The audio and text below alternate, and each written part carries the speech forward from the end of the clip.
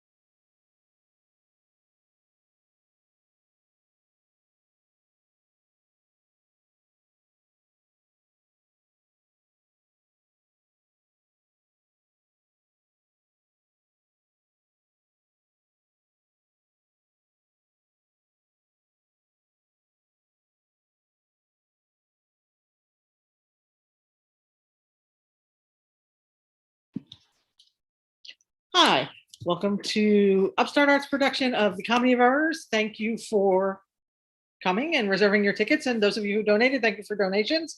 We are very glad to offer this for free to bring more laughter to the world, honestly. But we really appreciate the people who support our efforts, rather through donating their time or donating money or whatever. So thank you. This has been fun, but everyone's been working really hard on the show. They're all very generously donating their time because we are all volunteer nonprofit theatrical collective, because I like complete creative control and I also like to collaborate with people. I've gotten to the point in my artistic career where you just kind of surf what comes along, and that's much better than just creating my own little ideas and making them with no help. It's so much more fun to work with other artists. So theaters, I do also do writing and art, but theater is my collaborative art. And so it's been wonderful working with this cast, and I'm very glad that you're here to see what they've done with the Comedy of Errors. I will also be performing as an officer, so you will see me, although I'm not in the program because I don't really like performing, but I am doing my best for them. So thank you very much for coming. We appreciate you being here. If you've donated, we appreciate it. If you want to donate in the future, please reach out to us. We have some stuff upcoming. We will be doing Sherlock Holmes radio plays in the fall. We're also involved in a musical review in November here that will also be live streamed. And then in the winter, we are hoping to actually do a musical with some actors in rehearsal hall again, that we will be live streaming, so we don't have to deal with the audience in rehearsal hall. So yeah, since the COVID-19 pandemic has started, we've spent 2 summers doing Shakespeare virtually, and I've met really a lot of interesting people. I always say that one of the best things about doing Shakespeare is people you meet doing it. And so as a collective, our board decided that we would try to keep a virtual component in the kind of shows that Upstart did, as long as there was an audience for them and actors to do them. So thank you for helping us maintain this new tradition of ours, and enjoy the show.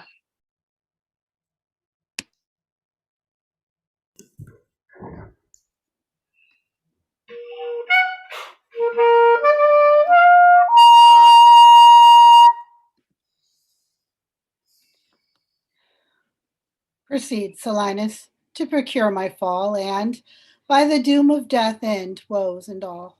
Merchant of Syracuse, plead no more. I am not partial to infringe our laws. The enmity and discord which of late sprung from the rancorous outrage of your duke to merchants, our well-dealing countrymen, who, wanting guilders to redeem their lives, have sealed his rigorous statutes with their bloods, excludes all pity from our threatening looks. For since the mortal and intestine jars twixt thy seditious countrymen and us, it hath in solemn synods been decreed, both by the Syracusians and ourselves, to admit no traffic to our adverse towns. Nay more, if any born at Ephesus be seen at any Syracusian marts and fairs, again, if any Syracusian born come to the bay of Ephesus, he dies. His goods confiscate to the duke's dispose, unless 1,000 marks be levied to quit the penalty and to ransom him. Thy substance, valued at the highest rate, cannot amount unto 100 marks. Therefore, by law, thou art condemned to die. And yet this my comfort, when your words are done, my woes end likewise with the evening sun. Well, Syracusian, say in brief the cause why thou departest from thy native home, and for what cause thou camest to Ephesus. A heavier task could not have been imposed than I to speak my griefs unspeakable. Yet, that the world may witness that my end was wrought by nature and not by vile offense, I'll utter what my sorrows give me leave. In Syracusa was I born, and wed unto a woman, happy but for me, and by me had not our hap been bad. With her I lived in joy. Our wealth increased by prosperous voyages I often made to Epidamnum, until my factor's death and the great care of goods at random left drew from me the kind embracements of my spouse, from whom my absence was not 6 months old, before herself, almost at fainting under the pleasing punishment that women bear, had made provision for her following me, and soon and safe arrived where I was. There had she not been long, but she became the joyful mother of two goodly sons, and which was strange, the one so like the other as could not be distinguished but by names. And that very hour, and in the selfsame inn, a meaner woman was delivered of such a burden, male twins, both alike. Those, for their parents were exceeding poor, I brought up and bought to attend my sons. My wife, not meanly proud of two such boys, made daily motions for our home return, and unwilling, I agreed. Alas, too soon we came aboard.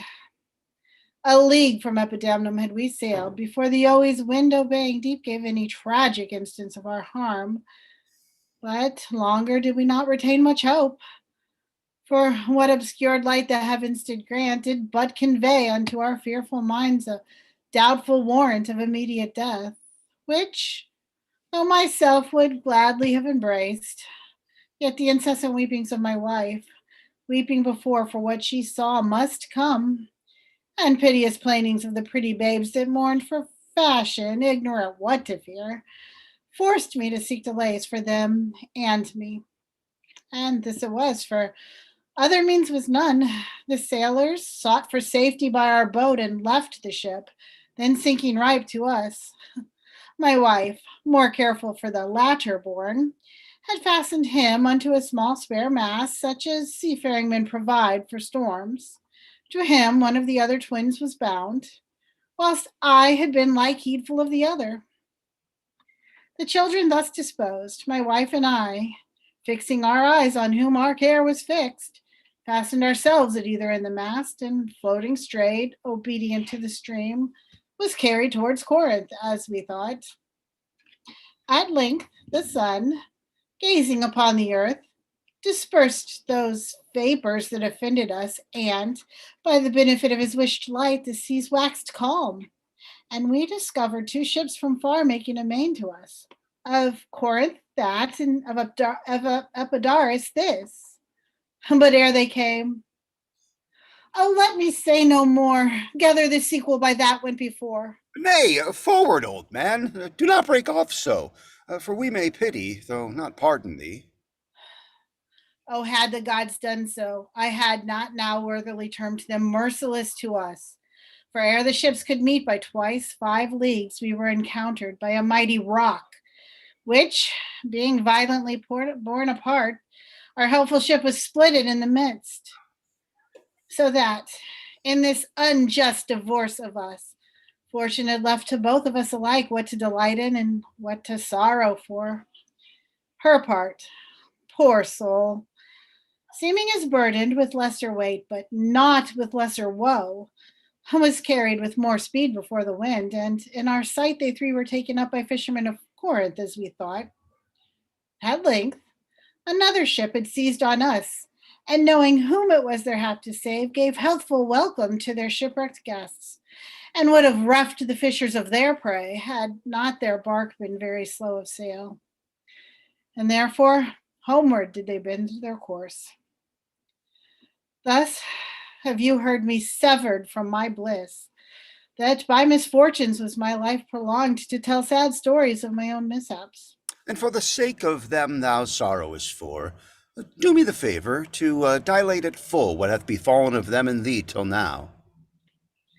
My youngest boy, and yet my eldest care, at 18 years became inquisitive after his brother, and importuned me that his attendant, so his case was like, reft of his brother, but retained his name, might bear him company in the quest of him, whom, whilst I labored of a love to see, I hazarded the loss of whom I loved. 5 summers have I spent in furthest Greece, roaming clean through the bounds of Asia, and, coasting homeward, came to Ephesus, hopeless to find, yet loath to leave unsought, or that, or any place that harbors men. But Here must end the story of my life. And happy were I in my timely death, could all my travels warrant me they live. Hapless Aegeon, whom the fates have marked to bear the extremity of dire mishap. Now, trust me, were it not against our laws, against my crown, my oath, my dignity, which the princes, would they, may not disannul, my soul would sue as advocate for thee. But though thou art adjudged to the death, and past sentence may not be recalled, but to our honor's great disparagement, yet I will favor thee in what I can. Therefore, merchant, I'll limit thee this day to seek beneficial help. Try all the friends thou hast in Ephesus. Beg thou or borrow to make up the sum and live. If no, then thou art doomed to die. Jailer, take him to thy custody. I will, my lord. Hopeless and helpless doth Aegeon wend, but to procrastinate his lifeless end.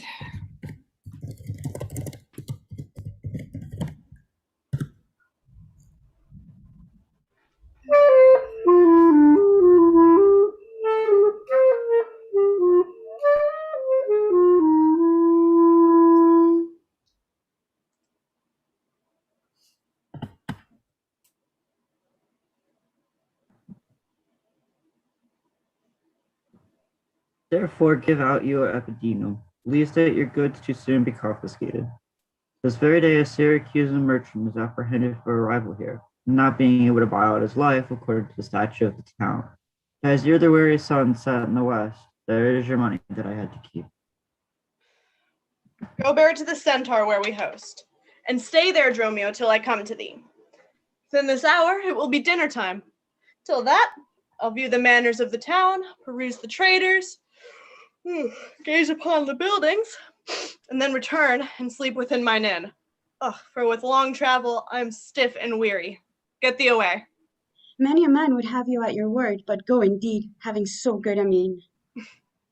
A trusty villain, sir, that very oft when I am dull with care and melancholy, lightens my humor with his merry jests. What, will you walk with me about the town, and then go to my inn and dine with me?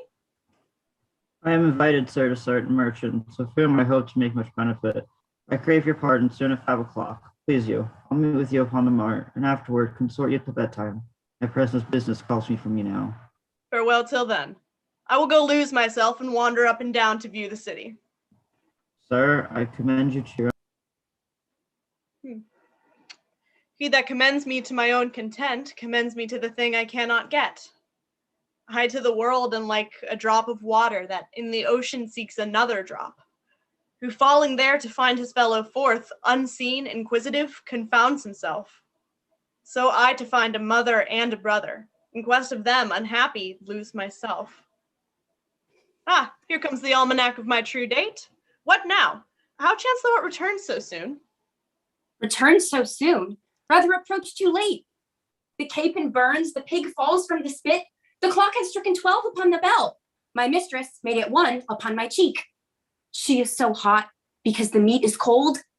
The meat is cold because you come not home. You come not home because you have no stomach. You have no stomach, having broke your fast. But we that know what 'tis to fast and pray are penitent for your default today. Stop in your whim, sir. Tell me this, I pray. Where have you left the money that I gave you?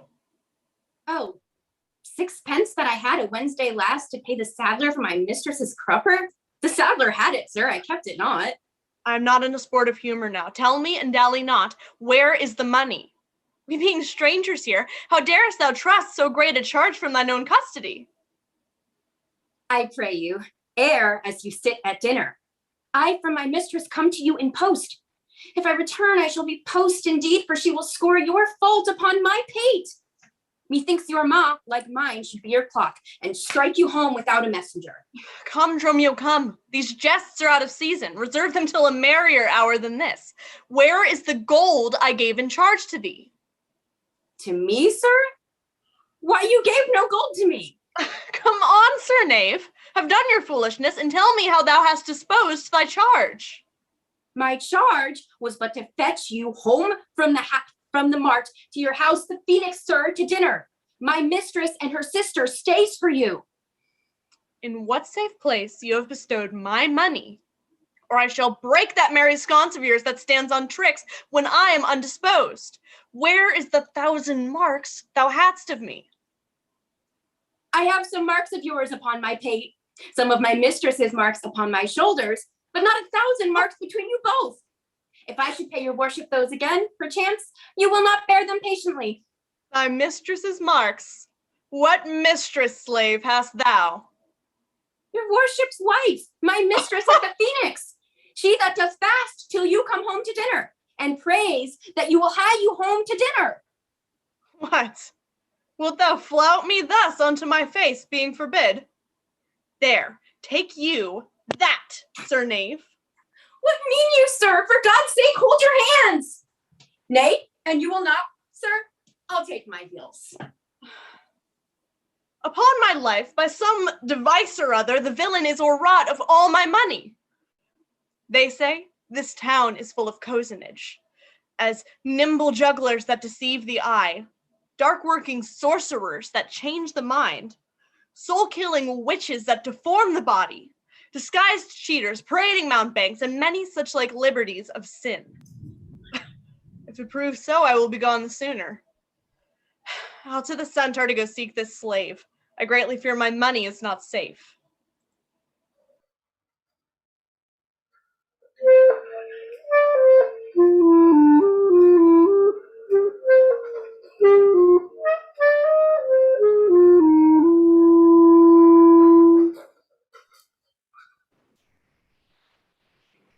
Neither my husband nor the slave returned. In such haste I sent to seek his master. Sure, Luciana, it is 2:00. Perhaps a merchant has invited him, and from the market somewhere gone to dinner. Good sister, let us die and never fret. A man is a master of his liberty. Time is a master, and when is it time, they will come. If so, be patient, sister. Why should their liberties than ours be more? Because their minister lies out the door. Look, when I serve him so, he takes it ill. Now he's the bridle of your will. There are none but asses will be bridled so. Why headstrong libertine left with woe? There's nothing to situate under heaven eyes. But house is bound in east, in sea, in sky. The beasts, the fishes, and the winged flows are they made subject under control. Men more divine, the master of all this. In the wind election season so, or more preeminent than fish and foes. And master to the females and their lord. Let no will attend of the court. This servitude makes to keep you unwed. Not this, but travel of the marriage bed. Oh, but were you wed, you'd hold some sway. Till he comes again. Are you forbear? How if your husband starts some otherwhere? Patience unmoved, no marvel though she pause. They can be meek that have no other cause. A wretched soul bruised with adversity, we bid be quiet when we hear it cry, but were we burdened with like weight of pain, as much or more we ourselves should complain. So thou, who hast no unkind mate to grieve thee, with urging, helpless patience wouldst relieve me? But if I live to see thy like right bereft, this fool-begged patience in thee will be left. Well, I will marry one day, but to try. Here comes your man. Now is your husband knight. Say, is your tardy master now at hand? Nay, he's at 2 hands with me. That my 2 ears can witness. Say, didst thou speak with him? Knowest thou his mind? Aye, he told his mind upon mine ear. Beshrew his hand, I scarce could understand it. Spake he so doubtfully, thou couldst not feel his meaning. Nay, he struck so plainly I could too well feel his blows, and withal so doubtfully I could scarce understand them. But say, I prithee, is he coming home? It seems he hath great care to please his wife. Why, mistress, sure my master is horn mad. Horn mad, thou villain! I mean not cuckold mad, but sure he is stark mad. When I desired him to come home to dinner, he asked me for 1,000 marks in gold. 'Tis dinner time, quoth I. My gold, quoth he. Your meat doth burn, quoth I. My gold, quoth he. Will you come home, quoth I. My gold, quoth he. Where is the 1,000 marks I gave thee, villain? The pig, quoth I, is burned. My gold, quoth he. My mistress, sir, quoth I. Hang up thy mistress. I know not thy mistress. Out on thy mistress. Well, who? Quoth my master. I know, quoth he. No house, no wife, no mistress. So that mine errand do unto my tongue, I beg him, I bear home on my shoulders. For in conclusion, he did beat me there. Go back again, thou slave, and fetch him home. Go back again and be new beaten home. For God's sake, send some other messenger. Back, slave, or I will break thy pate across. And he will bless that cross with other beating. Between you, I shall have a holy head. Hence, prating peasant, fetch thy master home. Am I so round with you as you with me that like a football you do spurn me thus? You spurn me hence, and he'll spurn me hither. If I last in the service, you must case me in leather. How impatient Lord is in your face. His company must do his minions grace, whilst I at home starve for a merry look. Hath homely age the alluring beauty took from my poor cheek? Then he hath wasted it. Are my discourses dull? Bear in my wit.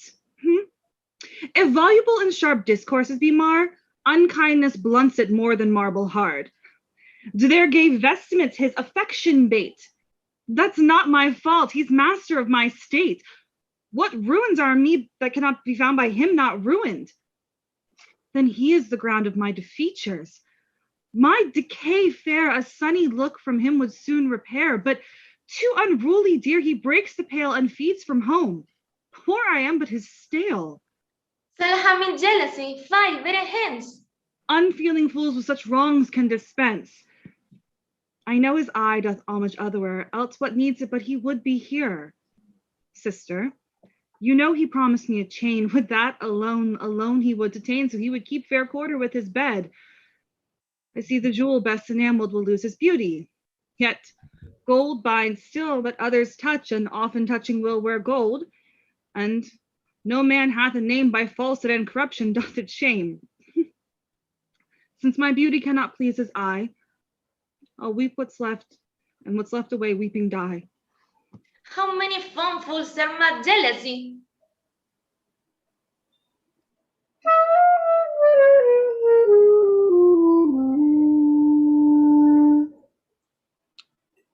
The gold I gave to Dromio is laid up safe at the centaur, and the heedful slaves wandered forth in care to seek me out by computation in mine host's report. I could not speak with Dromio since at first I sent him from the mart. Ah, see, here he comes. How now, sir, is your merry humor altered?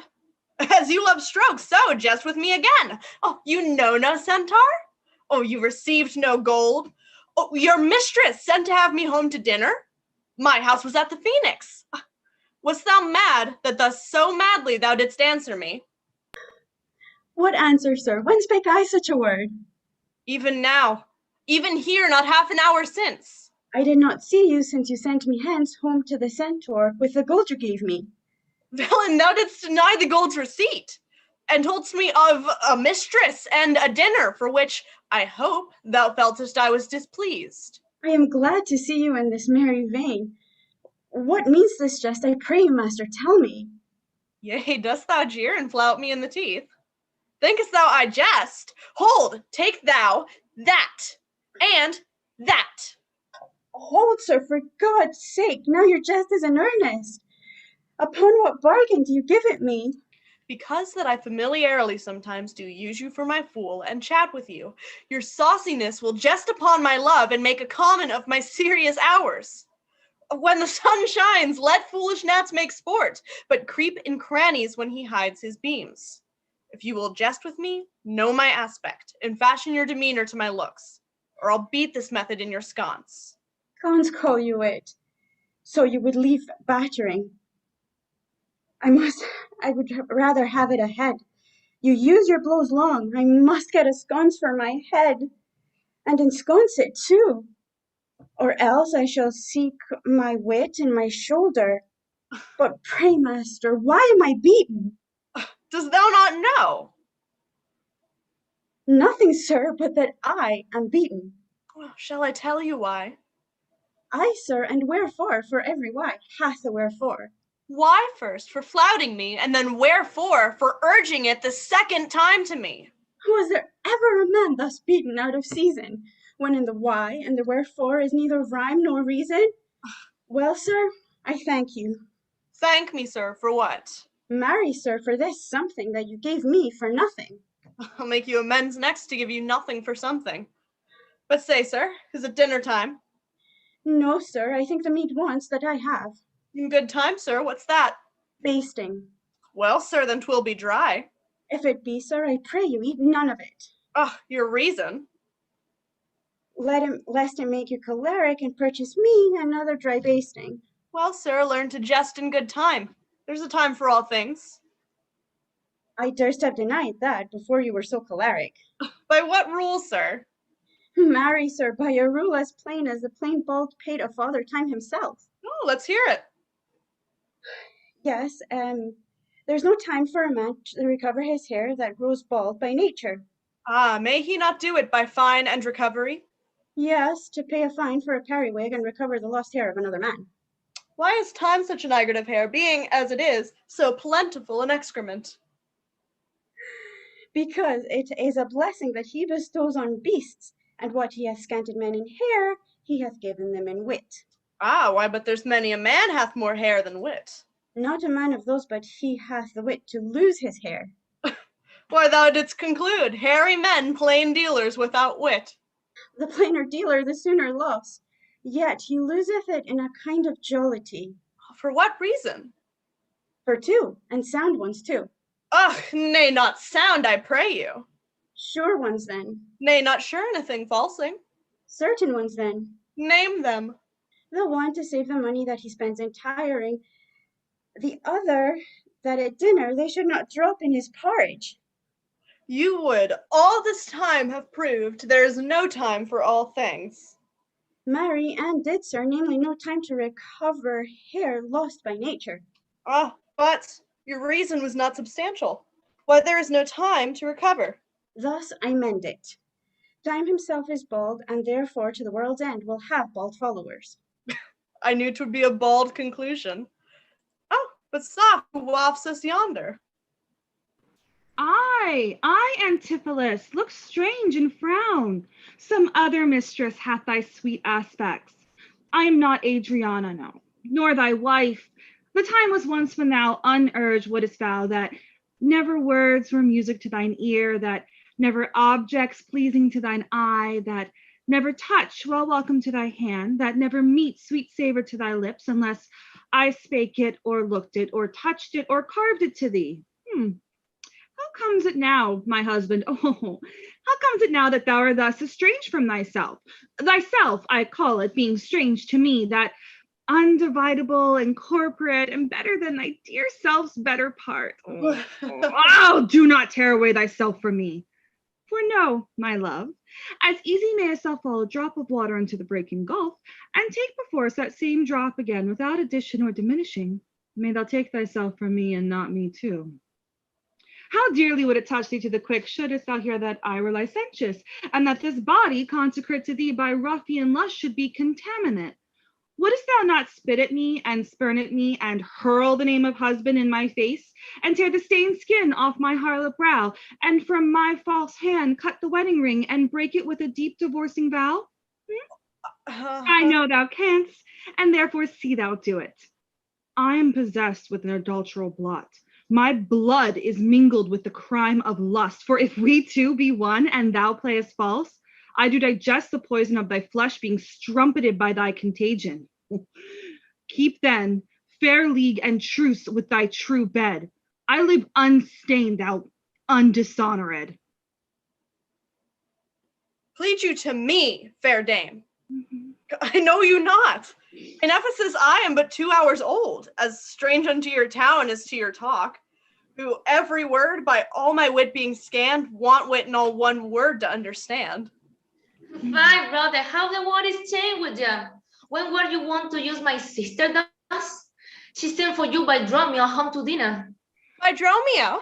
By me? By thee, and this thou did return from him, that he did buffet thee, and in his blows denied my house for his, and me for his wife. Did you converse, sir, with this gentlewoman? What is the course and drift of your compact? Aye, sir, I never spake with her till this time. Villain, thou liest! For even her very words didst thou deliver to me unto the mart. I never spake with her in all my life. How can she thus then call us by our names? Unless it be by inspiration. How ill agrees it in your gravity to counterfeit thus grossly with your slave, abetting him to thwart me in my mood. Be it my wrong, you are from me exempt, but wrong, not that wrong, with more contempt. Come, I will fasten on this sleeve of thine. Thou art an elm, my husband, and I a vine, whose weakness married to thy stronger state makes with thy strength to communicate. If aught possesses thee from me, it is dross, usurping ivy, briar, or idle moss, who all for want of pruning with intrusion infects thy sap and lives on thy confusion.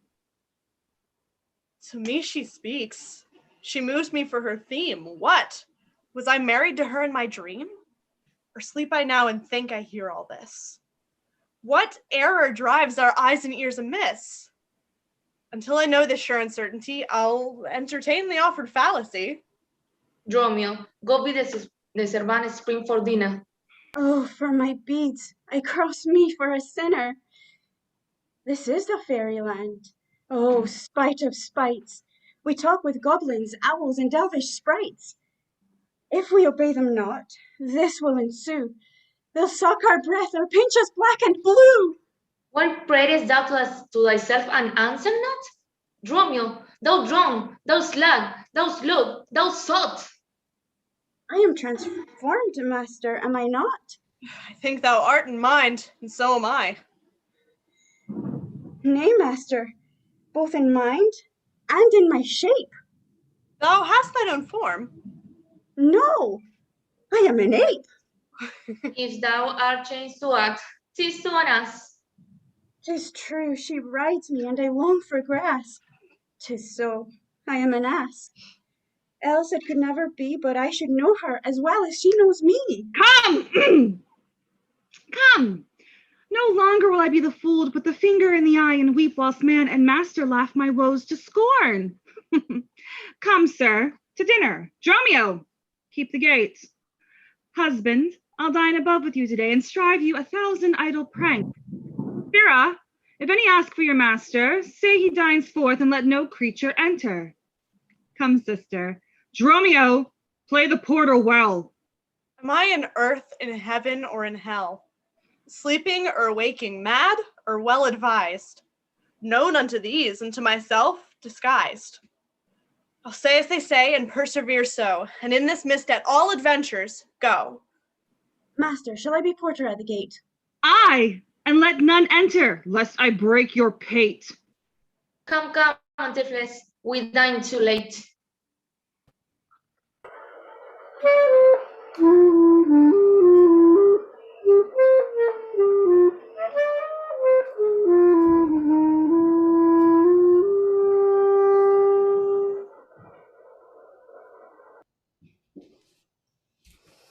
Good Signor Angelo, you must excuse us all. My wife is shrewish when I keep not hours.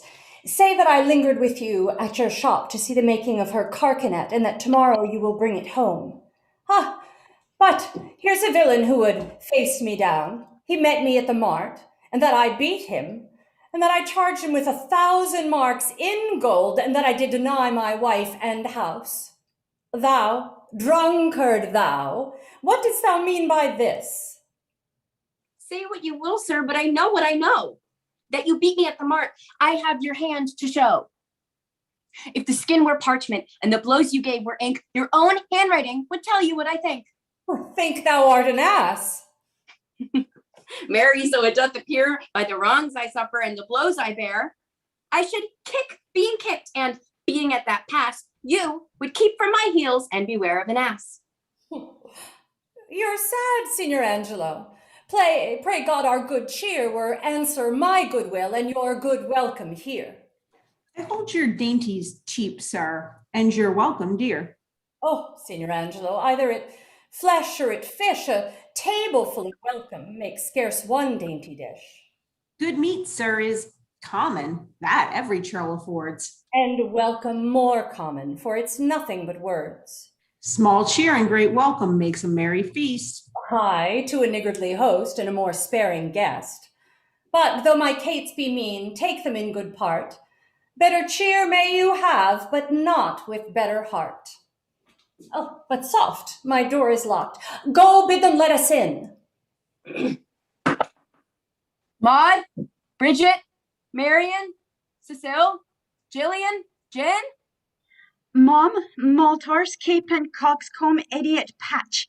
Either get thee from the door, or sit down by the hatch. Dost thou conjure for wenches that thou calls for such store? When one is one too many, go get thee from the door. What patch has made our porter? My master stays in the street. Let him walk from whence he came, lest he catch cold on's feet. Who talks within there? Ho, open the door. Right, sir, I'll tell you when, and you tell me wherefore. Wherefore? For my dinner, I have not dined today. Nor today here you must not. Come again when you may. What art thou that keep'st me out from the house I owe? The porter for this time, and my name is Dromio. Oh, villain!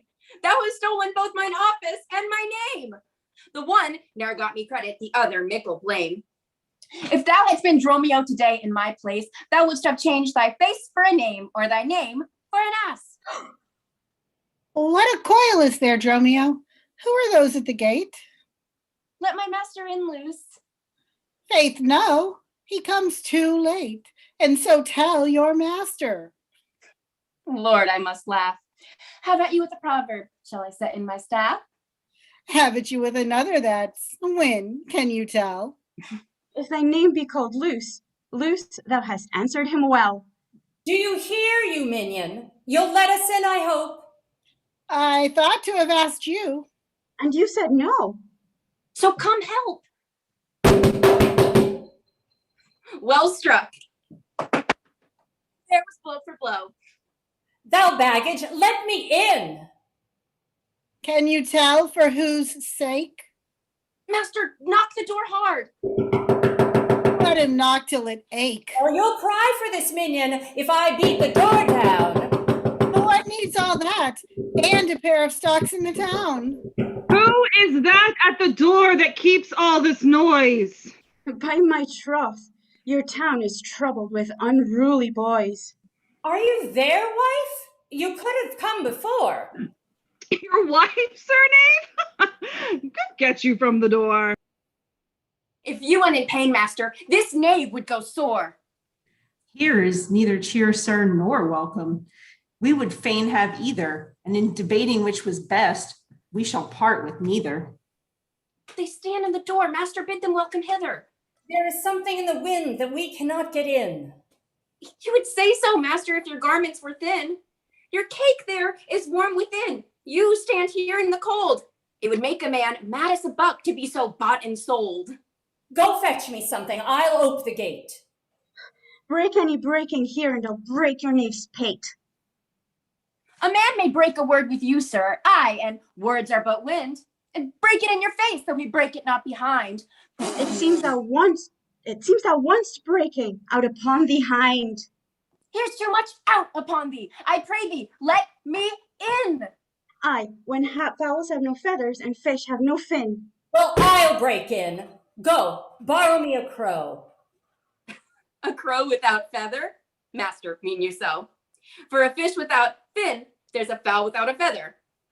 If a crow help us in, Sirrah, we'll pluck a crow together. Go, get thee gone. Fetch me an iron crow. Have patience, sir. Oh, let it not be so. Herein you war against your reputation and draw within the compass of suspect the unviolated honor of your wife. Once this, your long experience of her wisdom, her sober virtue, years, modesty, plead on her part some cause to you unknown, but doubt not, sir, she will well excuse why at this time the doors are made against you. Be ruled by me.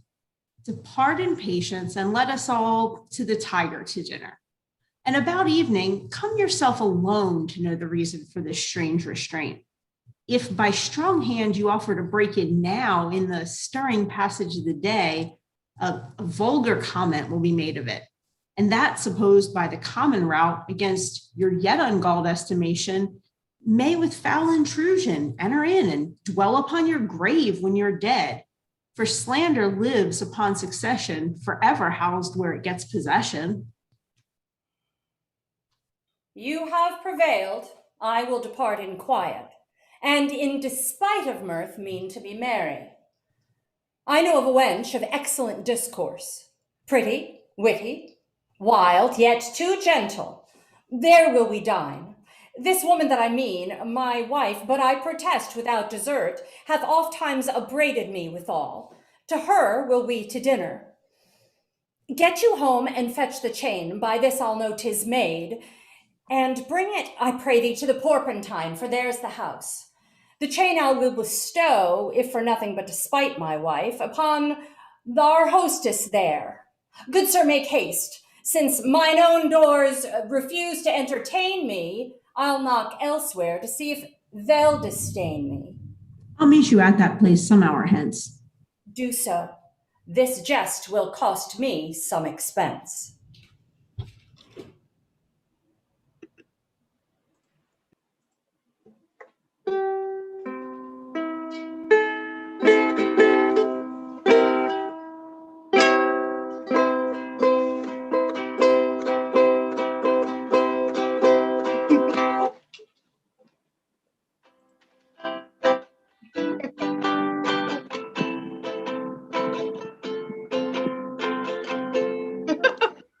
And maybe you don't have quite forget a husband office? Shall Antipholus, even in the spring of love, thy love spring rots? Shall love in building grow so ruinous? If you did well, my sister, for her wills, then for her wills say you can with more kindness. Or else, if you like elsewhere, do it by stealth. Muffle your false love with some show of blindness. Let not my sister read it in your eyes. Be not that tongue, thy armchair orator. Look sweet, be fair, become civility. Appear thee like a victor harbinger. Be a fair present, so your head be tainted. Teach in the courage of a holy saint. Be sacred false. What needs to be acquainted? Was simply this rag of his own attaint? 'Tis double wrong to try in your bed, and let her read it in thy looks at war. Shame had a bastard fame, well managed. I did a double with a heavy word. Alas, poor woman, make us but believe. Be comfort ready that you love us. So they have the arm, show us sleep. When your motion turn and you may move us. Then yet the brother get you again. Comfort my sister, cheer her, call her wife. 'Tis holy sport to be a little vain, with the sweet breeze of flattery conquers grief. Sweet mistress, what your name is else I know not, nor by what wonder you do hit of mine. Less in your knowledge and your grace you show not than our earth's wonder, more than earth divine. Teach me, dear creature, how to think and speak.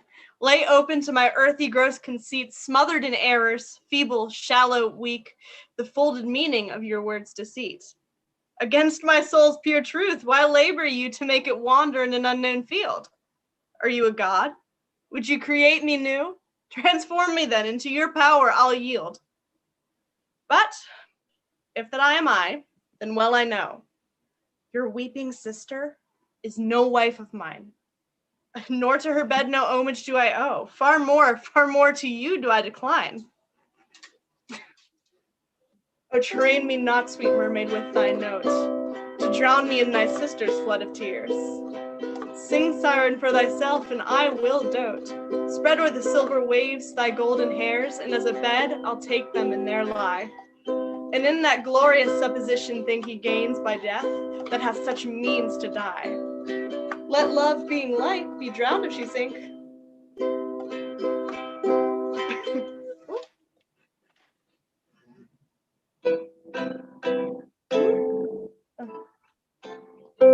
Ah! What? Are you mad? That you reason so? Not mad, but mated. How? I do not know. It is a fog that springs from your eyes. For gazing on your beams, fair sun, being by. Here's where you shield, and that will clear your sight. As good to wink, sweet love, as look on night. Why call you me love? Call my sister so. Thy sister's sister? And that's my sister. No, it is thyself. Mine own self's better part. Mine eye's clear eye, my dear heart's dearer heart. My food, my fortune, and my sweet hope's aim. My soul earth's heaven, and my heaven's claim. All my sister is, or else should be. Call thyself sister sweet, for I am thee. Thee will I love, and with thee lead my life. Thou hast no husband yet, nor I no wife. Give me thy hand. Oh, so fair. Hold you still. I'll fed my sister to get her goodwill. Why, how now, Dromio? Where runnest thou so fast? Do you know me, sir? Am I Dromio? Am I your man? Am I myself? Thou art Dromio, thou art my man, thou art thyself. I am an ass. I am a woman's man, and besides myself. What woman's man, and how besides thyself? Besides thyself? Marry, sir, besides myself. I am due to a woman. One that claims me, one that haunts me, one that will have me. What claim lay she to thee? Marry, sir, such claim as you would lay to your horse. And I, but being a beast, not she would have me, but that she, being a very beastly creature, lays claim to me. What is she? Marry, sir, a very reverend body. Aye, such a one as a man may not speak of without him say so reverence. I have but lean luck in the match, and yet is she a wondrous fat marriage. How dost thou mean a fat marriage? Marry, sir, she's a kitchen wench and all grease. Oh. And I knew not what use to put her to, but to make a lamp of her and run from her by her own light. I warned her rags and the tallow in them will burn a Poland winter. If she lives till doomsday, she'll burn a week longer than the whole world. What complexion is she of? Swart, like my shoe. But her face, nothing like so clean kept. For why? She sweats. A man make wear shoes in the grime of it. That's a fault that water will mend. No, sir, 'tis in grain. Noah's flood could not do it. What's her name? No, sir, but her name in 3/4, that's an L, and 3/4 will not measure her from hip to hip. Then she bears some breath. No longer from head to foot than from hip to hip. She is spherical, like the globe. I could find out countries in her. Oh, and what part of her body stands Ireland? Marry, sir, in her buttocks. I found it out by the bogs. Ooh, where's Scotland? I found it in the Baroness, hard in the palm of her hand. Where France? In her forehead, armed and reverted, making war against her heir. Where England? I looked for the chalky cliffs, but could find no whiteness in them. Oh, I guess it stood in her chin, by the salt room that ran between France and it. Where? Oh, Spain. Faith, I saw it not, but I felt it hot in her breath. Where America, the Indies? Oh, sir, upon her nose, all o'er embellished with rubies, carbuncles, and sapphires, declining the rich aspect to the hot breath of Spain, who sent whole armadas of carracks to be ballast at her nose. Where stood Belgia, the Netherlands? Oh, sir, I did not look so low. To conclude, this drudge and diviner laid claim to me, called me Dromio, swore I was assured to her, told me what privy marks I had about me, as the mark on my shoulder, the mole in my neck, the great wart in my left arm, that I, amazed, ran from her as a witch. And I think if my breast had not been made of faith and my heart of steel, she had transformed me to a curtal dog and made me turn of the wheel. Go, hide thee presently, post to the road, and if the wind blow any way from shore, I will not harbor in this town tonight. If any bark put forth, come to the mart, where I will walk till thou return to me. If everyone knows us, and we know none, 'tis time, I think, to trudge, pack, and be gone. As from a bear a man would run for life, so fly I from her that would be my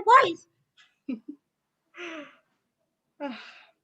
There's none but witches do inhabit here, and therefore 'tis high time that I were hence. Ugh, she that doth call me husband, even my soul for a wife doth abhor. But her fair sister, possessed with such a gentle sovereign grace, of such enchanting presence and discourse, hath almost made me traitor to myself. But, lest myself be guilty to self-wrong, I'll stop mine ears against the mermaid's song. Mr. Antipholus. Aye, that's my name. I know it well, sir. Well, here is the chain. I thought to have taken you at the Porpentine, but the chain unfinished made me stay thus long. What is your will that I shall do with this? What please yourself, sir. I've made it for you. Made it for me? Sir, I bespoke it not. Not once or twice, but 20 times you have. Go home with it and please your wife withal. And soon at supper time, I'll visit you and then receive my money for the chain. I pray you, sir, receive the money now, for fear you ne'er see chain nor money more. You're a merry man, sir. Fare you well. What I should think of this, I cannot tell. But this I think, there's no man is so vain that would refuse so fair an offered chain. I see a man here needs not live by shifts, when in the streets he meets such golden gifts.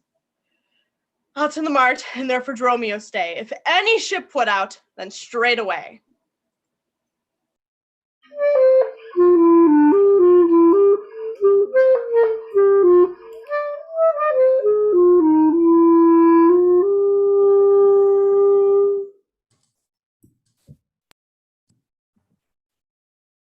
You know, since Pen cursed the sum is due, and since I have not much importuned you, nor now I had not, but that I am bound to Persia, and will keep for my voyage, therefore make present satisfaction, or I'll attach you by this officer.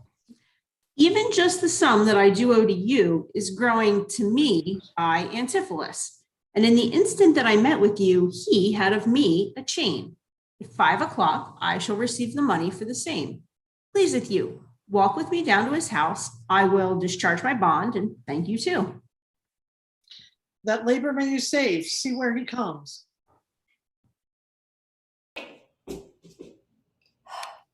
While I go to the goldsmith's house, go thou and buy a rope's end, that I will bestow upon my wife and her confederates for locking me out of my house by day. Oh, but soft, I see the goldsmith. Get thee gone, buy thou a rope, and bring it home to me. I buy £1,000 a year. I buy a rope. A man is well hope up that trusts to you. I promised your presence and the chain, but neither the chain nor the goldsmith came to me. Belike you thought our love would last too long if it were chained together, and came you not. Saving your merry humor. Here's the note of how much your chain weighs to the utmost carat, the fineness of the gold, and the chargeful fashion, which doth amount to 3 odd ducats more than I stand indebted to this gentleman. I pray you, see him presently discharged, for he is bound to sea and stays but for it. I am not furnished with the present money. Besides, I have some business in the town. A good signor, take the stranger to my house, and with you take the chain, and bid my wife disperse the sum on the receipt thereof. Perchance I will be there as soon as you. Then you will bring the chain to her yourself? No, bear it with you, lest I come not time enough. Well, sir, I will, but have you the chain about you? And if I have not, sir, I hope you have, or else you will return without your money. Nay, come, I pray you, sir, give me the chain. Both wind and tide stays for this gentleman, and I to blame have held him here too long. Good Lord, you use this dalliance to excuse your breach of promise at the Porpentine. I should have chid you for not bringing it, but like a shrew, you first begin to brawl. The hour steals on, I pray you, sir, dispatch. You hear how he importunes me. The chain? Why, give it to my wife and fetch your money. Come, come, you know I gave it to you even now. Either send the chain or send me by some token. Fie, now you run this humor out of breath. Come, where's the chain? I pray you, let me see it. My business cannot brook this diligence. Good sirs, say whether you'll answer me or no. If not, I'll leave him to the officer. I answer you. What should I answer you? The money that you owe me for the chain. I owe you none till I receive the chain. You know I gave it you half an hour since. You gave me none. You wrong me much to say so. You wrong me more, sir, in denying it. Consider how it stands upon my credit. Well, officer, arrest him at my suit. I do, and charge you in the Duke's name to obey me. This touches me in reputation. Either consent to pay this sum for me, or I attach you by this officer. Consent to pay thee that I never had. Arrest me, foolish fellow, if thou darest. Here is thy fee. Arrest him, officer. I would not spare my brother in this case if he should scorn me so apparently. I do arrest you, sir. You hear the suit. I do obey thee till I give thee bail. But, sirrah, you shall buy this sport as dear as all the metal in your shop will answer. Sir, I will have law in Ephesus to your notorious shame. I doubt it not. Master, there's a bark of epidemium that stays here but till her owner comes aboard, and then she bears away. Our frottage, sir, I have conveyed aboard, and I have bought the oil, the balsamum, and aquavitae. The ship is in her trim, and the merry wind blows fair from land. They stay for naught at all but for their owner, master, and yourself. How now? A madman? Why, thou peevish sheep, what ship of epidamnum stays for me? A ship you sent me to hire waftage. Thou drunken slave, I sent thee for a rope, and told you to what purpose and to what end. You sent me for a rope's end as soon. You sent me to the bay for a bark. I will debate this matter at more leisure, and teach your ears to heed me with more heed. To Adriana, villain, take this key, and tell her in the desk that's covered over with Turkish tapestry, she will find a purse of ducats. Let her send it. Tell her I am arrested in the street, and that shall bail me. Hie thee, slave, be gone. On, officer, to prison till it come. To Adriana, that is where we dined. Where Dowsabel did claim me for her husband. She is too big, I hope, for me to compass. Thither I must, although against my will, for servants must their masters' minds fulfill.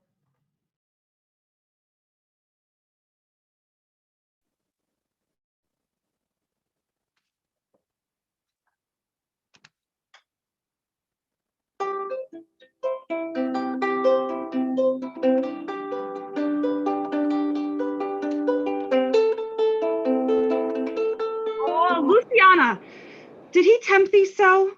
Mightst thou perceive austerely in his eye that he did plead in earnest? Yea or no? Looked he or red or pale or sad or merrily? What observation madest thou in this case of his heart's meteors tilting in his face? First hearing you having him not right. Lament he did me none, the more my spite.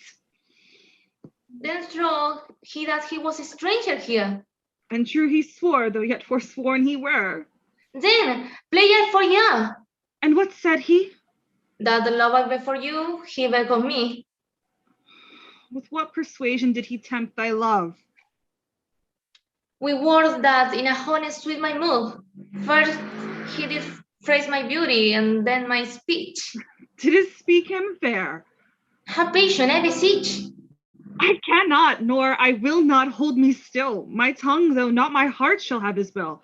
He's deformed, crooked, old, and sir, ill-faced, worse-blooded, shapeless everywhere, vicious, ungentle, foolish, blunt, unkind, stigmatical in making, worse in mind. Who would be jealous of such a one? No I will lost in weight with it's gone. But I think him better than I say, and would hear in others' eyes were worse. Far from the nest the lapwing cries away. My heart prays for him, though my tongue do curse. Here go. The desk, the purse. Sweet now, make haste. How hast thou lost thy breath? By running fast. Where is thy master, Dromio? Is he well? No, he's in Tartar limbo, worse than hell. A devil in an everlasting garment has him, one whose hard heart is buttoned up with steel. A fiend, a fairy, pitiless and rough. A wolf, nay, worse, a fellow all in buff. A back friend, a shoulder clapper, one that countermands the passageways of alleyways and narrow lands. A hound that runs counter and yet draws dry foot well. One that before the judgment carries poor souls to hell. Why, man, what is the matter? I do not know the matter. He is rested on the case. What is he arrested? Tell me at whose suit? I know not at whose suit he is arrested well, but is in a suit of buff which rested him, that can I tell. Will you send him, mistress, redemption, the money in his desk? Go, fetch it, sister. This I wonder at, that he, unknown to me, should be in debt. Tell me, was he arrested on a band? Not on a band, but on a much stronger thing. A chain. A chain. Do you not hear it ring? What, the chain? No, no, the bell. 'Tis time that I were gone. It was 2 ere now I left him, and now the clock strikes 1. The hours come back. That did I never hear. As if time, oh yes, if on any hour meet the sergeant, it turns back for very fear. As if time were in debt. How fondly dost thou reason? As time is a very bankrupt and knows more than he's worth to season. Nay, he's a thief too. Have you not heard men say that time comes stealing on by night and day? If time be in debt and theft and a sergeant on the way, has he no reason to turn back an hour in a day? Go, Dromio, there's the money. Bear it straight and bring thy master home immediately. Come, sister, I am pressed down with conceit. Conceit my comfort and my injury.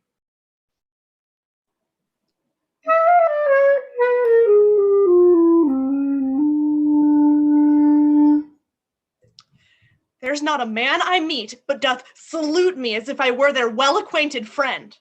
And everyone doth call me by my name. Some tender money to me, some invite me, some other give me thanks for kindnesses. Some offer me commodities to buy. Even now, a tailor called me in his shop and showed me silks that he had bought for me, and therewithal took measure of my body.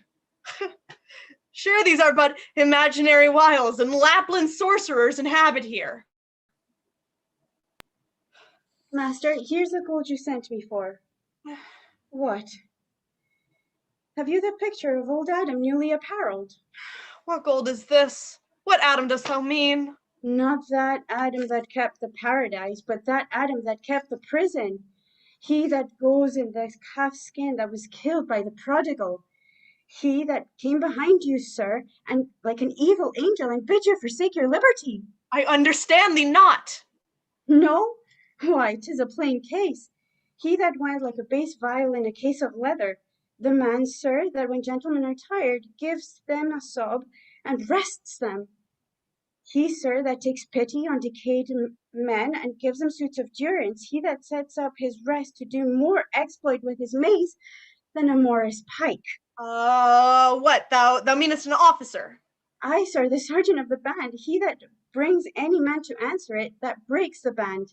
One that thinks a man always going to bed and says, God give you good rest. Well, sir, there rest in your foolery. Is there any ship that puts forth tonight?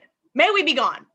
Why, sir, I bought you word an hour since that the bark of expedition put forth tonight, and then you were hindered by the sergeant to tarry for the hoy delay. Here are the angels that you sent me for to deliver you. The fellow is distract, and so am I. And here we wander in illusions. Some blessed power deliver us from hence. Well met, Master Antipholus. I see, sir, you have found the goldsmith now. Is that the chain you promised me today? Satan, avoid, I charge thee, tempt me not.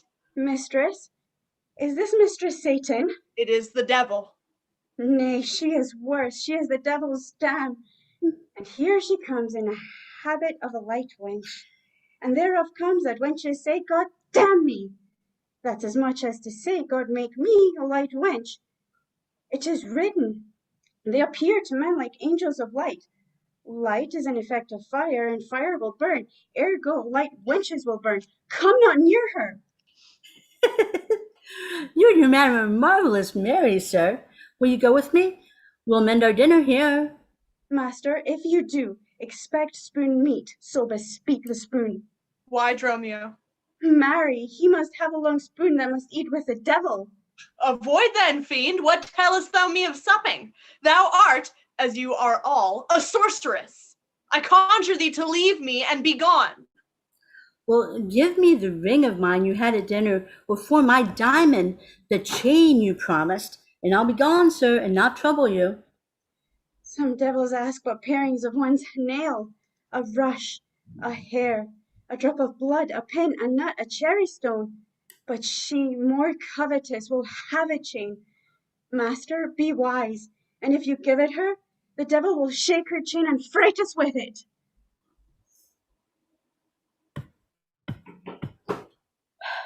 I pray you, sir, my ring, or else the chain. I hope you do not mean to cheat me so. Avaunt, thou witch! Come, Dromio, let us go. Fly pride, says a peacock, mistress, that you know. Now, out of doubt, Antipholus is mad, else he would never so demean himself. A ring he had of mine was 40 ducats, and for the same he promised me a chain. Both one and the other he denies me now. The reason that I gather he is mad, besides this present instance of his rage, is a mad tale he had today at dinner, of his own doors being shut against his entrance. He, like his wife, acquainted with his fits, on purpose shut the doors against his way. My way is now to hie home to his house and tell his wife that, being lunatic, he rushed into my house and took perforce my ring away. This course I fittest choose, for 40 ducats is too much to lose.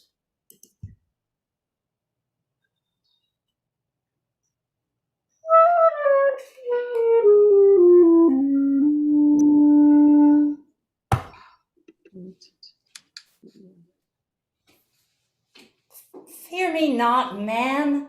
I will not break away. I'll give thee, ere I leave thee, so much money to warrant thee as I am rested for.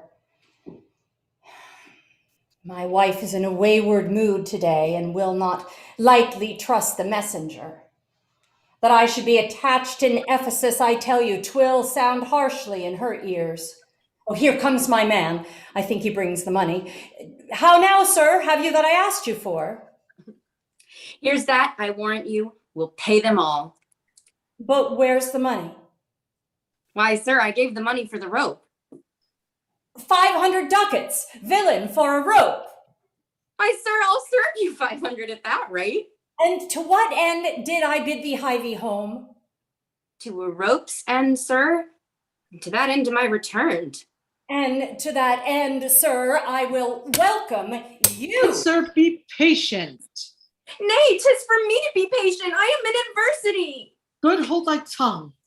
Nay, rather persuade him to hold his hands. Thou whoreson, thou senseless villain.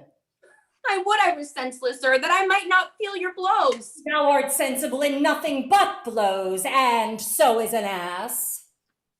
I'm an ass indeed. You may prove it by my long ears. I have served him from the hour of my nativity to this instant, and have nothing at his hands for my service but blows.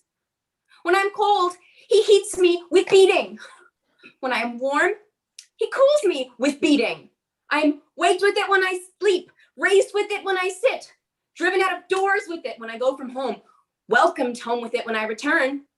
Nay, I bear it on my shoulders as a beggar want her brat. And I think when he hath lamed me, I shall beg with it from door to door. Come, go along. My wife is coming yonder. Mistress, respite finum, respect your end. Or rather, the prophecy like the parrot, beware the rope's end. Wilt thou still talk? How say you now? Is not your husband mad? His incivility confirms no less. Good Dr. Pinch, you are a conjurer. Establish him in his true sense again, and I will please you what you will demand. Alas, how fairy and how sharp he looks! Mark how he trembles in his ecstasy. Give me your hand and let me feel your pulse. Here is my hand, and let it feel your ear. I charge thee, Satan, housed within this man, to yield possession to my holy prayers, and to thy state of darkness hie thee straight. I conjure thee with all the saints in heaven. Peace, doting wizard, peace. I am not mad.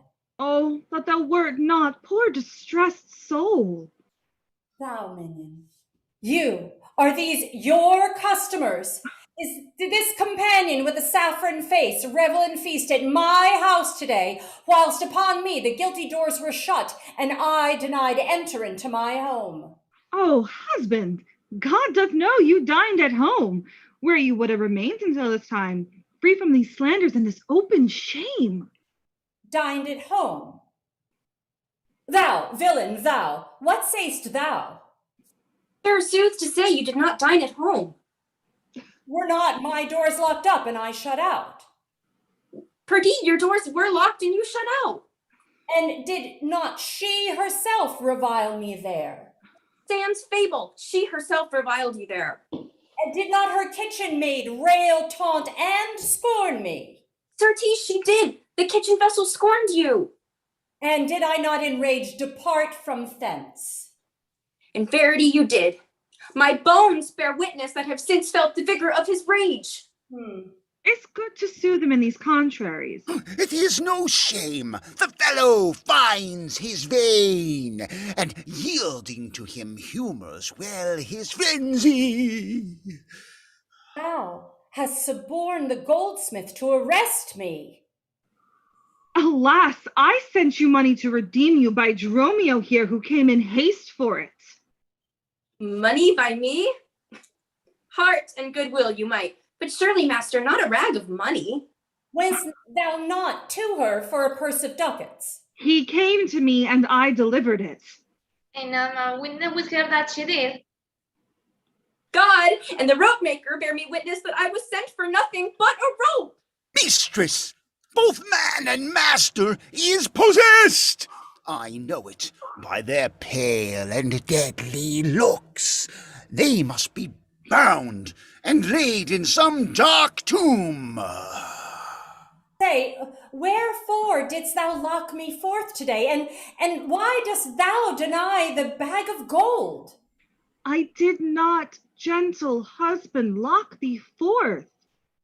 And, gentle master, I received no gold, but I confess, sir, that we were locked out. Dissembling villain, thou speakest false in both. Dissembling harlot, thou art false in all, and art confederate with a damned pack to make a loathsome abject scorn of me. But with these nails, I'll pluck out these false eyes that would behold me in this shameful sport. Oh, bind him, let him not come near me. More company! The fiend is strong within him. Hey me, poor man, how pale and wan he looks. What, would thou murder me? Thou, jailer, thou, I am thy prisoner. Wilt thou suffer them to make a rescue? Masters, let him go. He is my prisoner. You shall not have him. Go! Bind this man, for he is frantic too! What wilt thou do, thou peevish officer? Hast thou delight to see a wretched man do outrage and displeasure to himself? He is my prisoner. If I let him go, the debt he owes will be required of me. I will discharge thee ere I go from thee. Bear me forthwith unto his creditor, and knowing how the debt grows, I will pay it. Good master doctor, see him safe conveyed home to my house. Oh, most unhappy day. Oh, most unhappy strumpet. Master, I am here entered in bond for you. Out on thee, villain! Wherefore dost thou mad me? Will you be bound for nothing? Be mad, good master. Cry the devil. God help pursue, how illy do they talk? Go, bear him hence. Sister, go you with me. Say now, whose suit is he arrested at? One Angelo, a goldsmith. Do you know him? I know the man. What is the sum he owes? 200 ducats. Say, how grows it due? Due for a chain your husband had of him. He did bespeak a chain for me, but had it not. When, as your husband, all enraged today, came to my house and took away my ring, the ring I saw on his finger now, straight after did I meet him with a chain. It may be so, but I did never see it. Come, jailer, bring me to where the goldsmith is. I long to know the truth hereof at large. God, for mercy, they are loose again. And come with naked swords. Let's call more help to have them bound again. Away, they'll kill us all. Ha! I see these witches are afraid of swords. She that would be your wife now ran from you. Come, to the centaur, fetch our stuff from thence. I long that we were safe and sound aboard. They stay here this night. They will surely do us no harm. You saw they speak us fair, give us gold. Methinks they are such gentle nation that, but for the mountain of mad flesh that claims marriage of me, I could find in my heart to stay here still and turn witch. I will not stay tonight for all the town. Therefore, away to get our stuff aboard.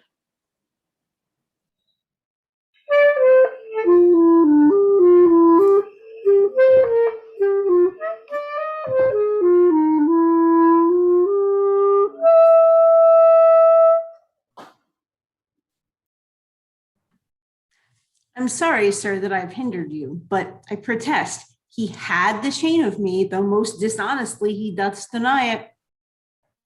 How is the man esteemed charity? Of very reverend reputation, sir, of credit infinite, highly beloved, second to none that lives here in the city. His word might bear my wealth at any time. Softly yonder as I think he walks. 'Tis so, and that self-chain about his neck, which he forswore most monstrously to have. Good sir, draw near to me. I'll speak to him. Signor Antipholus, I wonder much that you would put me to this shame and trouble, and not without some scandal to yourself, with circumstances and oaths so to deny this chain which now you wear so openly. Besides the charge, the shame, imprisonment, you've done wrong to this my honest friend, who, but for staying on our controversy, had hoisted sail and put to sea today. That chain you had of me, can you deny it? I think I did. I never did deny it. Yes, that you did, sir, and forswore it too. Who heard me to deny it or forswear it? These ears of mine, thou knowest, did hear thee. I only wretch, 'tis pity that thou livest to walk where any honest men resort. Thou art a villain to impeach me thus. I'll prove mine honor and mine honesty against thee presently, if thou darest stand. I dare, and do defy thee for a villain. Hold! Hurt him not! For God's sakes, he's mad! Some, get within him, take his sword away. Bind Dromio too. Bear them to my house. Run, master, run, for God's sake, take a house. This is some priory. In, or we are spoiled.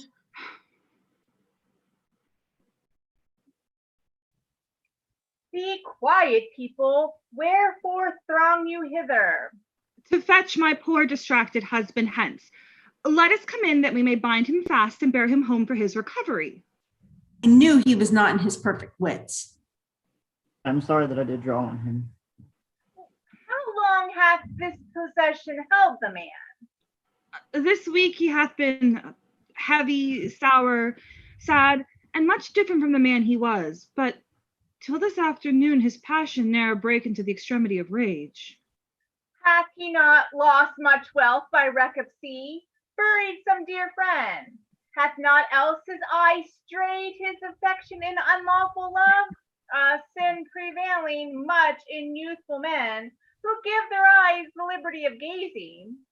Which of these sorrows is he subject to? To none of these, except it be the last, namely some love that drew him oft from home.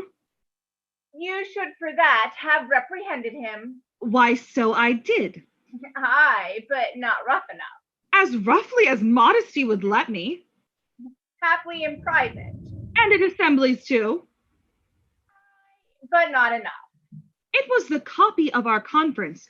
In bed he slept not for my urging it. At board he fed not for my urging it. Alone it was the subject of my theme. In company I often glanced at it. Still I did tell him it was vile and bad. And therefore came it that the mad was mad. The venom clamors of a jealous woman poisons more deadly than a mad dog's tooth. It seems his sleeps were hindered by thy railing, and therefore comes it that his head is light. Thou sayest his meat was sauced by thy upbraidings. Unquiet meals make ill digestions, thereof the raging fire of fever bred. And what's a fever but a fit of madness?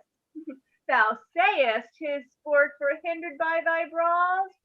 Sweet recreation barred, what doth ensue but moody and dull melancholy? Kinsmen to grim and comfortless despair, and at her heels a huge infectious troop of pale distemperatures and foes to life. In food, in sport, and life-preserving rest, to be disturbed would mad, or man, or beast. The consequences then, thy jealous fits have scared thy husband from the use of wit. She never reprehended him but mildly, when he made himself wrong, rude and wily. Why bear you these rebukes and answer not? She did betray me to my own reproof. Good people, enter and lay hold on him. No, not a creature enters in my house. Then let your servants bring my husband forth. Neither. He took this place for sanctuary, and it shall privilege him from your hands till I have brought him to his wits again, or lose my labor in assaying it. I will attend my husband, be his nurse, diet his sickness, for it is my office, and I will have no attorney but myself. Therefore, let me have him home with me. Be patient, for I will not let him stir till I have used the approved means I have, with wholesome syrups, drugs, and holy prayers, to make of him a formal man again. It is a branch and parcel of mine oath, a charitable duty of my order. Therefore depart and leave him here with me. I will not hence and leave my husband here. And ill it doth beseem your holiness to separate the husband and the wife. Be quiet and depart. Thou shalt not have him. Complain to the Duke of this indignity. Come, go, I will fall prostrate at his feet and never rise again till my tears and prayers have won his grace to come in person hither and take perforce my husband from the abyss. At this, I think the dial points at 5, and on I'm sure the Duke himself in person comes this way to the melancholy vow, the place of death and sorry execution behind the ditches of the abbey here. Upon what cause? To see a reverend Syracusan merchant who put unlikely into this bay against the laws and statutes of this town, beheaded publicly for his offense. See where they come. We will behold his death. Kneel to the Duke before he pass the abbey.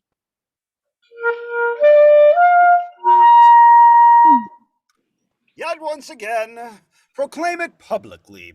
If any friend will pay the sum for him, he shall not die. So much we tender him. Justice, most sacred Duke, against the abbess. She is a virtuous and a reverend lady. It cannot be that she hath done thee wrong.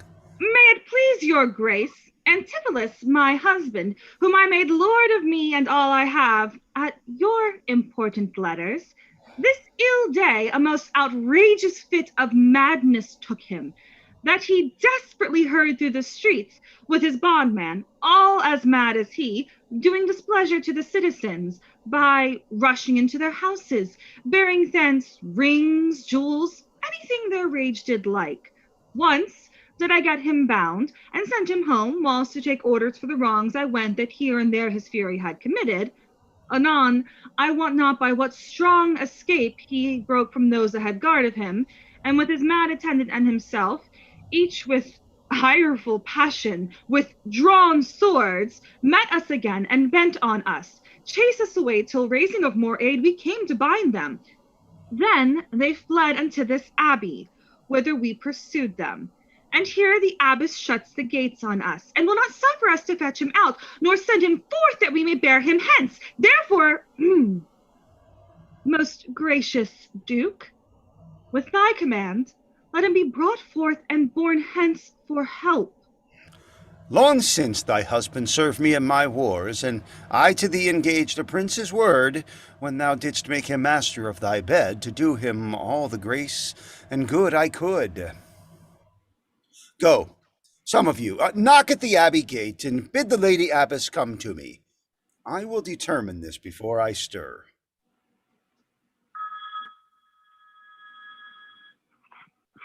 Oh, mistress, shift and save yourself. My master and his man are both broke loose, beaten the maids a row, and bound the doctor, whose beard they had singed off with brands of fire. And ever after blaze they throw in him great pails of puddled mire to quench the hair. My master preaches patience to him, and the while his man nicks him with scissors like a fool. And sure, unless you send some present help, between them they will kill the conjurer. Peaceful, thy master and his man are here, and that is false thou dost report to us. Mistress, upon my life, I tell you true, I have not breathed almost since I did see it. He cries for you, and vows if he can take you to scorch your face and to disfigure you. This way! Hark, I hear mistress, fly, be gone. Come, stand with me. Fear nothing. Guard with halberds. Ay me, it is my husband. Witnessed you, he's borne about invisible. Even now we housed him in the abbey here, and now he's there past thought of human reason. Justice, most gracious Duke, oh grant me justice, even for the service that long since I did thee, when I bestrid thee in the wars and took deep scars to save thy life, even for the blood that then I lost for thee. Now grant me justice. Unless the fear of death doth make me dote, I see my son Antipholus and Dromio. Justice, sweet prince, against that woman there, she whom thou gavest to me to be my wife, that had abused and dishonored me, even in the strength and height of injury. Beyond imagining is the wrong that she this day hath shameless thrown upon me. Discover how, and thou shalt find me just. This day, great Duke, she shut the doors upon me, while she with harlots feasted in my house. A grievous fault! Say, woman, didst thou so? No!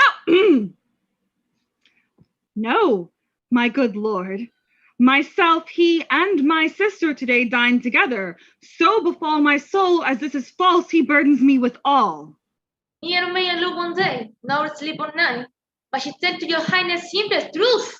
Oh, perjured woman! They are both forsworn. In this, the madman justly chargeth them. My liege, I am advised what I say. Neither disturbed with the effect of wine, nor heady rash provoked with raging ire, albeit my wrongs might make one wiser mad. This woman locked me out this day from dinner. That goldsmith there, were he not packed with her, could witness it, for he was with me then. Who parted with me to go fetch a chain, promising to bring it to the Porpentine, where friends and I did dine together. Our dinner done, and he not coming thither, I went to seek him. In the street I met him, and in his company that gentleman. There did this perjured goldsmith swear me down that I this day of him received a chain, which God he knows I saw not, for which he did arrest me with an officer. To go in person with me to my house, by the way we met my wife, her sister, and a rabble more of vile confederates.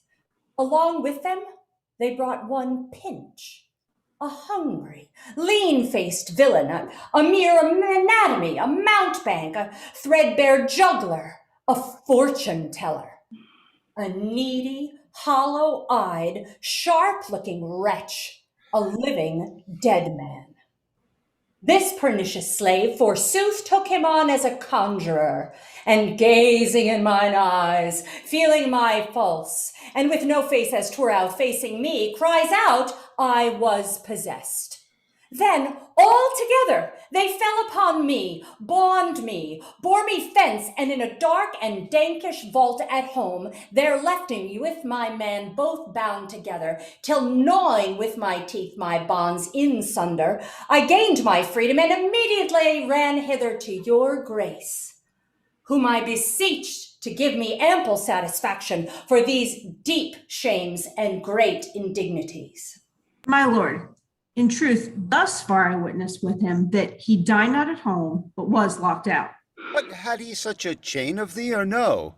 He had, my lord, and when he ran in here, these people saw the chain about his neck.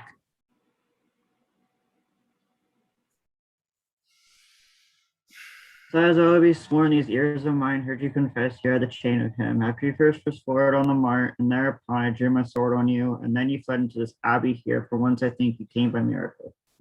I never came within these abbey walls, nor ever didst thou draw thy sword on me. I never saw the chain, so help me heaven, and this is false thou burden me withal. Why, what an intricate impeach is this! I think you have all drunk of Circe's cup. If here you housed him, here he would have been. If he were mad, he would not plead so coldly. You say he dined at home. The goldsmith here denies that saying. Sirrah, what say you? Sir, he dined with her there at the Porpentine. He did, and from my finger snatched that ring. 'Tis true, my liege, this ring I had of her. Sawest thou him enter at the abbey here?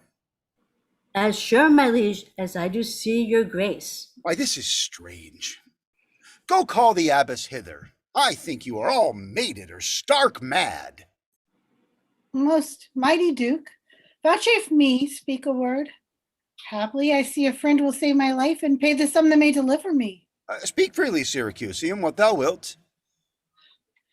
Is not your name, sir, called Antipholus, and is not that your bondman Dromio? Within this hour I was his bondman, sir, but he, I thank him, not into my courts. Now am I, Dromio and his man, unbound. I am sure you both of you remember me. Ourselves we do remember, sir, by you, for lately we were bound as you are now. You are not Pinch's patient, are you, sir? Why look you strange on me? You know me well. I never saw you in my life till now. Oh, grief hath changed me since you saw me last, and careful hours with time's deformed hand have written strange to features in my face.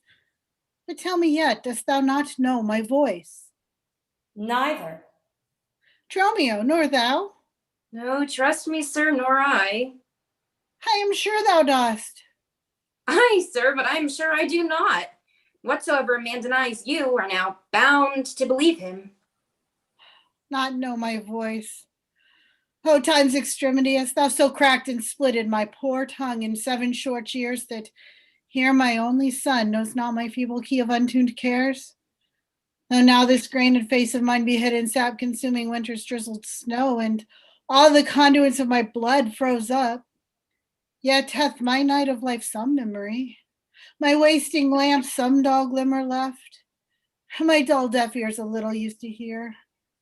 All these old witnesses, I cannot err. Tell me thou art my son, Antipholus. I never saw my father in my life. But 7 years since, in Syracuse, boy, thou knowest we parted. But perhaps, my son, thou shamest to acknowledge me in misery. No, the Duke and all that know me in the city can witness that this is not so. I ne'er saw Syracusa in my life. I tell thee, Syracusian, 20 years have I been patron to Antipholus, during which time he ne'er saw Syracusa. I see thy age and dangers make thee dote. Most mighty Duke, behold a man much wronged. I see two husbands, or my eyes deceive me. One of these men is genius to the other, and so of these, which is the natural man, and which the spirit, who deciphers them? I, Sir Dromio, command him away. I, Sir Dromio, pray let me stay. Echion, art thou not? Or else his ghost? Oh, my poor master, who hath bound him here? Whoever bound him, I will loose his bonds and gain a husband by his liberty. Speak, old Aegeon, if thou beest the man that hadst a wife once called Emilia, that bore thee up burden two fair sons. Oh, if thou beest that same Aegeon, speak to the same Emilia. If I dream not, thou art Amelia. If thou art she, tell me where is that son that floated with thee on that fatal raft? By men of Epidemnum, he and I, and the twin Dromio, all were taken up. But by and by, rude fishermen of Corinth by force took Dromio and my son from them, and me they left with those of Epidemnum. What then became of them I cannot tell. I to this fortune that you see me in.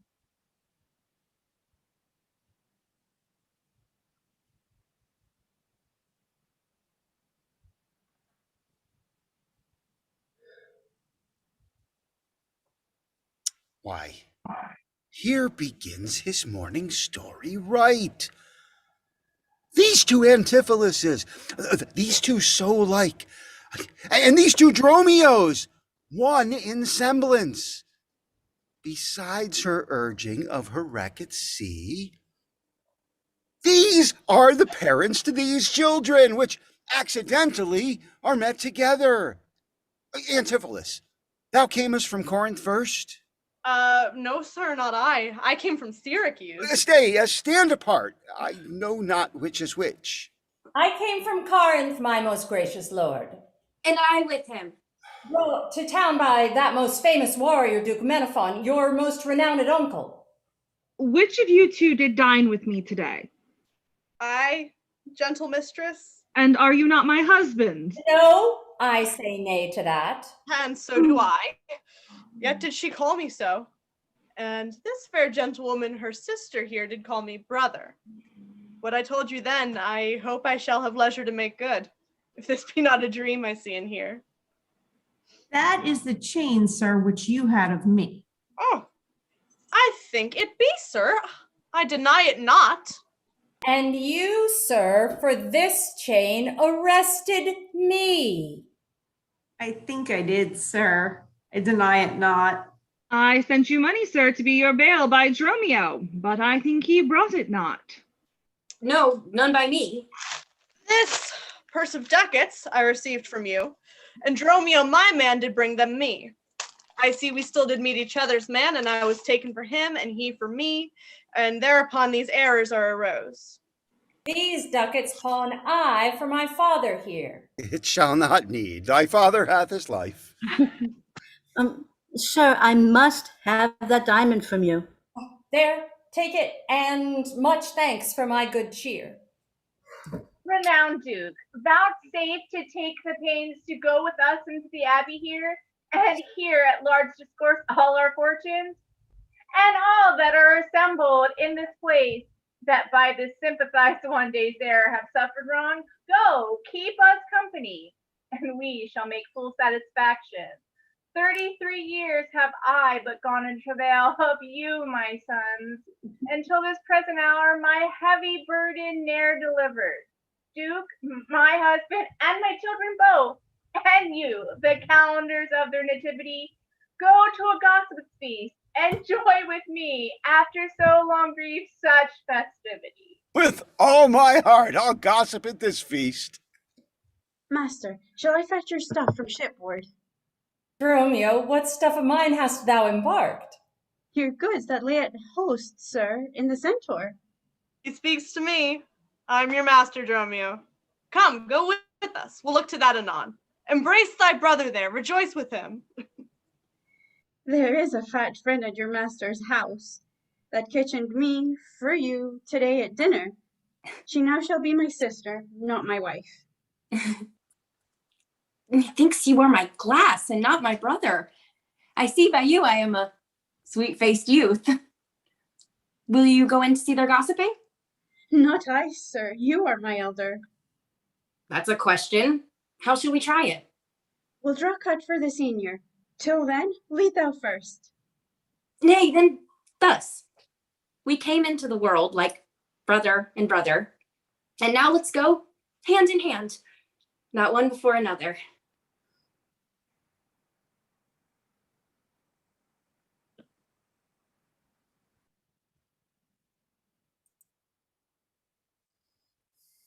Hi, I'm Gail Eubank. I played the courtesan and I provided music for the Comedy Varish. Hi, I'm Dave Lang, and I played the Duke and Pinch. Hi, I'm Joan Concilio. I played Angelo the Goldsmith. Hi, I'm Asharado. I played the first, second merchant and did some stage management for the show. Hi, I'm Gina Wagner, and I played Aegeon and Luce. Hi, I'm Paula Rainier, and I played the Abbess Amelia.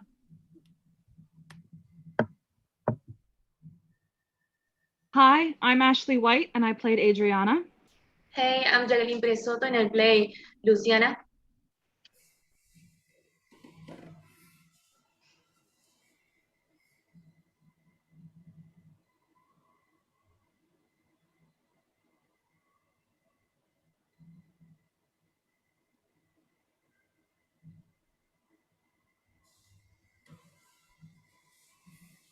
Hi, I'm Gabby Manna, and I play Dromio of Ephesus. Hi there, I'm Carolyn Stewart, and I played Dromio of Syracuse.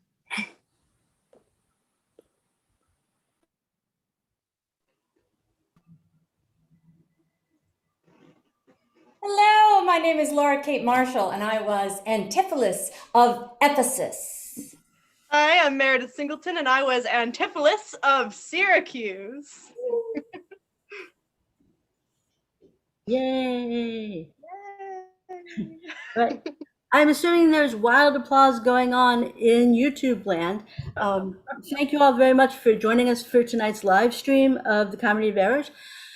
This live stream, this video will be posted on the Upstart Arts YouTube channel, and it will live there forever. So please tell your friends, stop by anytime and see Comedy of Errors and all of our other videos that are there. Subscribe to Upstart Arts on YouTube to see more of what's coming up.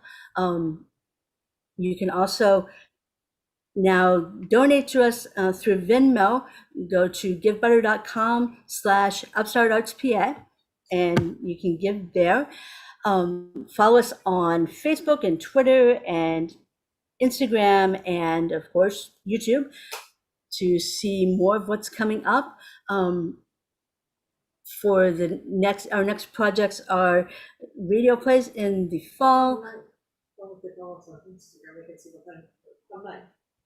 Come night. Oh yes. If you follow us on Instagram or Twitter or Facebook even, you can see behind the scenes from Come Night, which is our upcoming short film based on Romeo and Juliet. So we have a lot going on. Stay in touch, and we hope we will see you again soon. And again, wild applause for this amazing cast. Yay. Good night. Good night.